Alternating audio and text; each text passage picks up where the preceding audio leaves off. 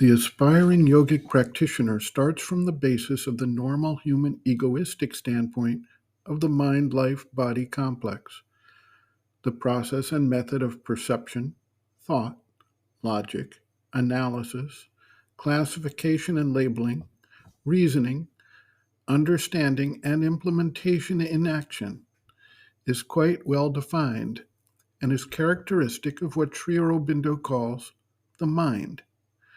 As previously noted, there are gradations of consciousness above the mental level.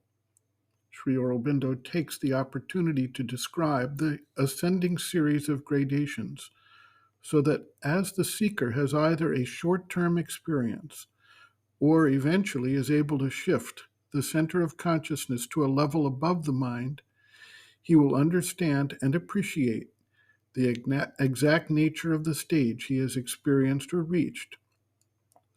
For most people, since there is no real experience of these gradations above the mind, they are all lumped into a generic term such as intuition, which does not aid the practitioner much when he actually begins to experience these states of awareness.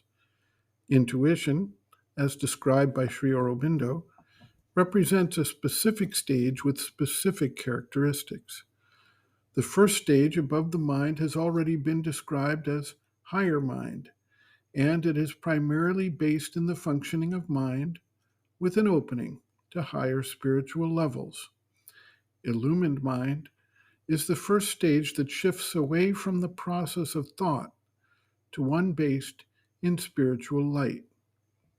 Sri Aurobindo observes, quote, "Greater force than that of the higher mind is that of the illumined mind, a mind no longer of higher thought, but of spiritual light.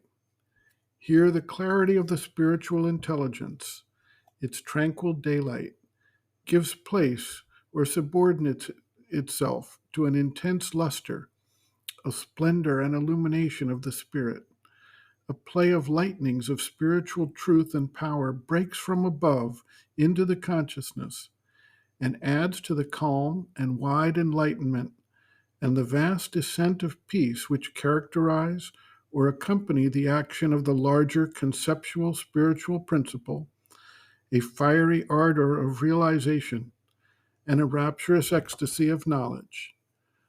A downpour of inwardly visible light very usually envelops this action, for it must be noted that, contrary to our ordinary conceptions, light is not primarily a material creation, and the sense or vision of light accompanying the inner illumination is not merely a subjective visual image or a symbolic phenomenon.